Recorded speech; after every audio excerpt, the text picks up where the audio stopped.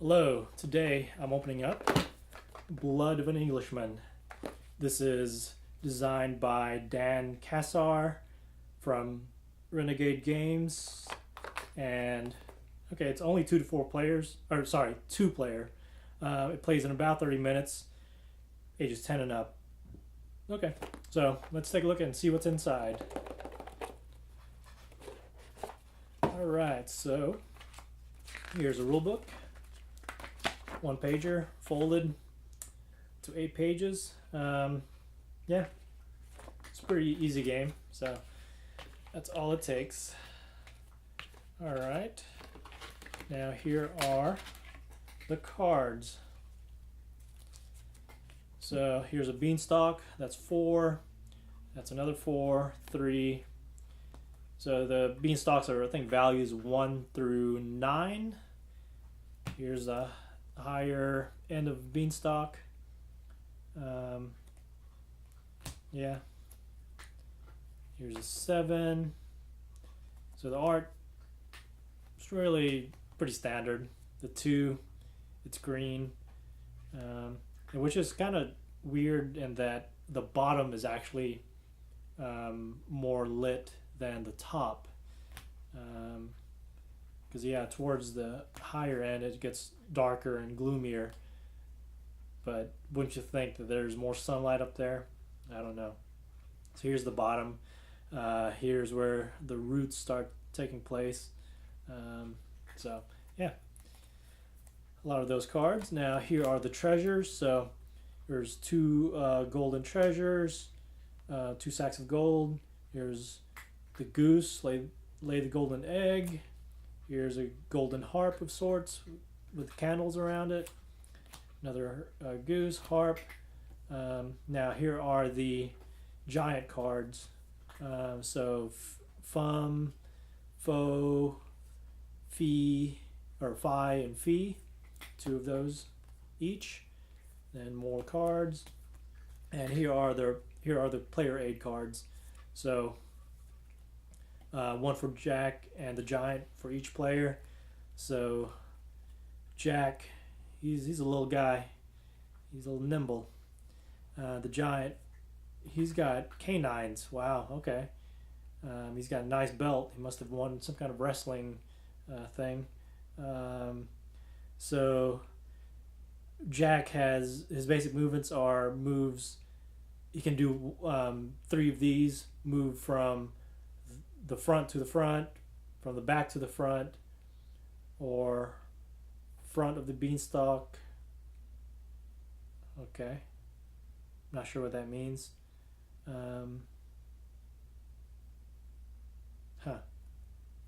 Okay, so anyways, moving on. So the giant he can move 4 from the base of one column to another. We can move 2 cards from the bottom, or you can discard 1 value that's not a treasure from any of the different columns. So that's what's inside the box.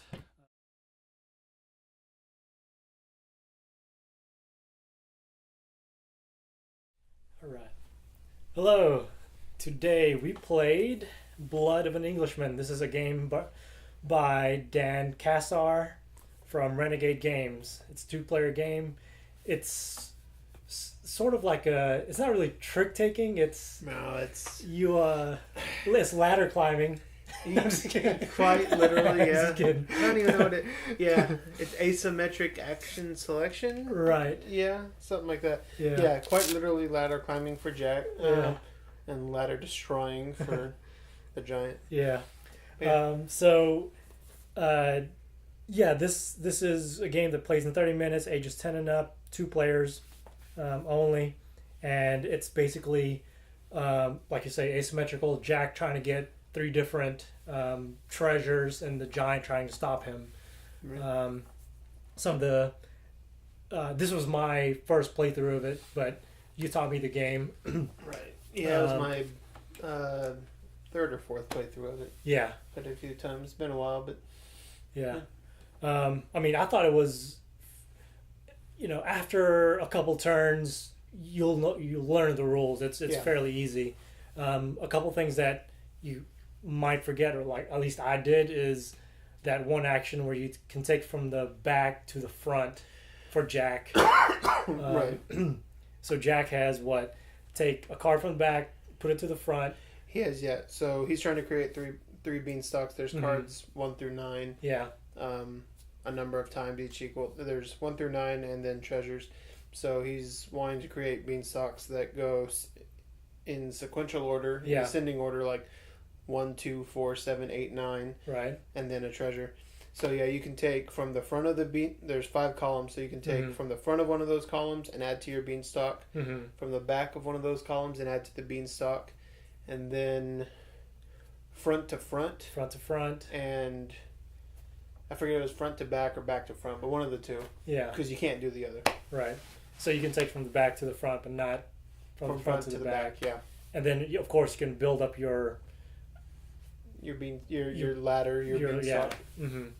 And the giant has 3 actions. 3 actions, moving 4 cards from the bottom to another column, moving any 2 single cards from 2 single cards front to front. Yeah, or deleting one value from, or one card from. Deleting 1 card from the game. It has to be a beanstalk. It can't be a treasure. So. Right. Yeah. And basically, Jack's trying to get 3 treasures, and the giant is trying to. His win condition is either have fee fi fo fum all together, not necessarily in that order, or have them have fee fi fo fum across the front of the columns, or make it to where Jack can't complete his 3rd beanstalk. Right. By deleting certain numbers, by basically by deleting numbers in such a way that Jack can't finish it. Yeah. So. I mean, I really like the game. Like it was. It's quick, and you quickly realize that there's like important decisions to make. Yeah. And, as Jack and the Giant, I'm horrible at this game. I still don't know if I've won it, but like you won as Jack and the Giant. And, but it was close. There was times where you thought I was going to win, but then you pulled it out at the end. Yeah. Because when I was the Giant, I was going deletion heavy. I was trying to get rid of cards. Right. And I was like 1 card away basically from making that happen. And they're like unique. It's a unique way to, play cards out. Yeah, because I mean they're very different win conditions, but it kind of just meshes well. I don't know how thematic the game is necessarily, but it's asymmetrical, and the goals go together really well. Like they obviously thought about the theme and then thought, like, how can we kind of make this work? And it's kind of there. I don't think it's fully there. Yeah. I mean, it's just no. Because especially like the fee fi fo fum cards, that's just like, okay, get these words in order somewhere. Right. Yeah. But or have these together. But the theme is somewhat there. As far as components, it's just cards, so they're pretty basic. The art is decent. Fair, yeah. It's like you said, it's only 60 cards. Yeah. Basically in the deck, because there's 36 number cards, 8 fee fi fo fum cards. And 6 treasures, so 50 cards. Yeah. What do you think its rating is on BGG? Oh wow, on BGG. I did look it up, and like overall average score given to it, or like how high it's ranked. Overall like rating, yeah. I don't know. They can be harsh, so I'll say like a 6.5. It was a 6.7. Okay. So it's close. Yeah, I mean, I think that might be fair because it's kind of basic, and I'd rate it a bit higher. I'd give it like a 7.5 or something, or a 7 because it's quick. It's not very thematic, but that asymmetrical, like you're doing 2 very different things, and also like. Early on, it can feel like Jack is just going to get the beanstalks really quick, and you did that in your game, and I did that pretty much in my game. But towards the end, you're playing defense. Both sides are playing defense because it's like it could swing very easily. Yeah. Either way, so just like one misplay Yeah. Sorry, excuse me. One misplay could lead to the other side winning very quickly. Right. The second game that we played, where when I was a giant, like I felt like you could have won it. In the last turn, it was, I don't know. It felt like it's fairly even. There's no runaway. I mean, Jack gets, the first one fairly easily, like the first treasure easily. The second one a little bit more difficult, but still attainable. The third one is, depending on how the giant plays early on, he'll stay in it. Jack's gonna get the first beanstalk, but by the second beanstalk, you already had me doing other things. You had me playing defense, and by the second beanstalk already. So you did that good, and it was a very back and forth game. So and it does sort of like, this game funnels it down to the last treasure. Where so the first two treasures that Jack gets, it's almost guaranteed.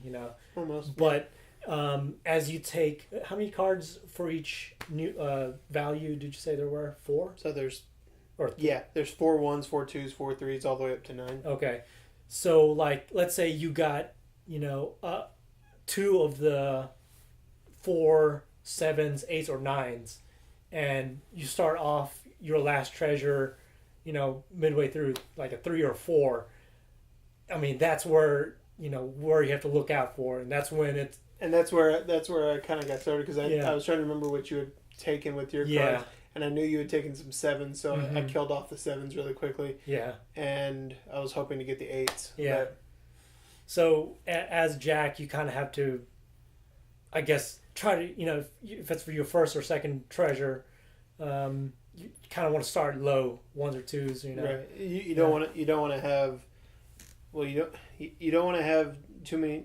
The rules even say you don't want to have too many numbers in, like, you don't want to be too sequential. You don't want to do like 5, 6, 7, 8, 9, or whatever, 4 through 9 like twice in a row, because then it becomes easier to cut down on those cards and almost negate any possible winning. Exactly.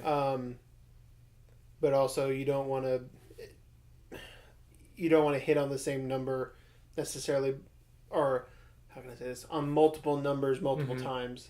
But just, you don't want to do all the 7s and all the 6s and all the 5s, because then, or all the 3s even, whatever, because it just gets easier to delete. If you can like spread out what you're picking in those 6 numbers, you have a better shot. Right.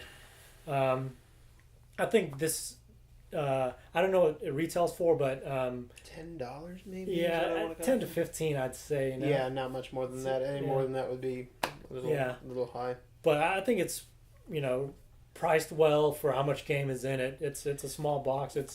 I think it's got, compared to other Renegade games like Wonderland, it's got more game in it. Wonderland was retailing for $10. So I'd say this definitely has more game. I mean, or I'd say it would have a more diverse game, at least, because Wonderland is 1 through 9, and it's going to be pretty much the same every time.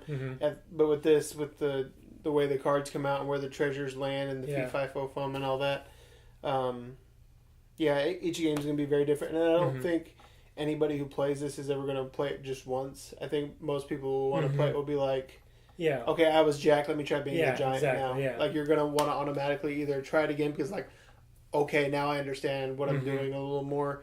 Let me try that again, or I want to be the other side now, because they play very differently. And it feels very slow. I mean, it's not thematic necessarily, but I mean, it does feel like Jack can do more on his turn, whereas, because Jack gets 3 actions on his turn, but the giant gets 1. But those 2 actions are powerful, or plotting or destructive or whatever. So very different sides of the coin, but fun for both sides for sure. Like, once I started, like, I knew I was going to delete cards as the giant. I was just eating up cards and trying to make it difficult for you to win at the end, and it almost worked. But Jack, it's just like, oh, I'll take cards and build. So it's good. Which one did you prefer playing as? I think I like playing as the giant more, honestly, just because because you have multiple win conditions. Mm-hmm. It's either stopping you or getting that organization of the fee fi fo fums in two different ways that you can do it. So I kind of like that, and I like how I just like the differences in his actions, like taking whole sets of cards and just moving them and kind of creating chaos with that is fun. So I like playing as the giant more than that, but they're both they're both different but good. And I actually learned finally, like I didn't, it's fun, and the causing chaos with the columns and having less columns, and like you did that with the giant where you made like 20 cards in a column, and there's a lot to look at, but fun. So and I felt like if you're the giant, you have to vary your play. You like sometimes you have to do the deletion, sometimes move 4 cards, and sometimes do the move 2 from the bottom. Just because Jack is a little bit more nimble and can run around and take a bunch of cards really quickly. Like if you just go deletion heavy from the beginning, it's gonna be tough because Jack can just pick off cards from the front and the back and build up his beanstalk really quick if the placement isn't just right for the giant, then Jack could win really quickly if he doesn't pay attention. Right. So and I was gonna say the other thing I didn't realize until the end, it's important to take into account when you're Jack that you have to get one of each treasure. Oh yeah. There's the goose, the gold, and the harp. And you have to get one of each to finish each beanstalk. Yeah. And you have to pay attention to that as you go along, or else you could find yourself in a spot where, this treasure's in the middle of this column. There's no way I can get to it quickly. I'm boned. Yeah. So exactly. Yeah. So. But no, it's really good and it's fun. It's quick. It's not going to take up too much time. Yeah. If you need a filler and 2-player, it's worth it. And you could easily take it out of this, and this box doesn't open very easily, but found that out a couple times. But you could easily take the deck out and just put it in a small card box or something smaller than this and carry it around. So I think this if you have a game night with just one other person, like you're just playing 2-player games, this is a good thing either to start or end with, or something in the middle. It's just good filler. Good game. palate cleanser if you're in between big games or something. Yeah. So if you're playing games and drinking beers, it's good. So, The Blood of an Englishman. It's a great game from Renegade and designed by Dan Cassar. BGG kind of has it right with this one as first score. Yeah, close enough. And I'd definitely recommend it. Me too. It's a good use of $10. Yeah, you can get it. I'd say it's somewhere between 10 and 15, depending on where you shop. FLGS, probably 15. FLGS, maybe. FLGS probably 15, but online, Amazon, cool stuff, all that stuff, miniature market, probably it's $10. If FLGS has had this, game, I'm all for it. Well, I got it from FLGS because it was close enough to good price that I was like, I'll get that from him. So. Exactly.